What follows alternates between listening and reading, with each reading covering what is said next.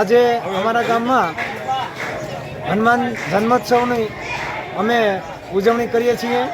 અને દરેક ગ્રામજનો આજુબાજુના ગામમાંથી બધા ધર્મપ્રેમી જનતા પધારે છે અને આમ તો જો કે સમગ્ર ગુજરાતમાં આ ઉત્સવ મનાય છે. અમારા ગામમાં પણ અમે અમારી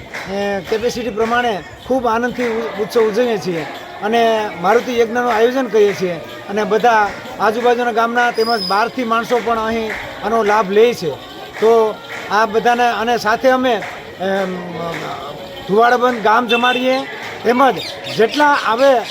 મહેમાનો અતિથિઓ એ બધાને પણ અમે પ્રસાદ લેવડાવીએ છીએ અને આ રીતે અમે બધા આનંદથી અમે બધા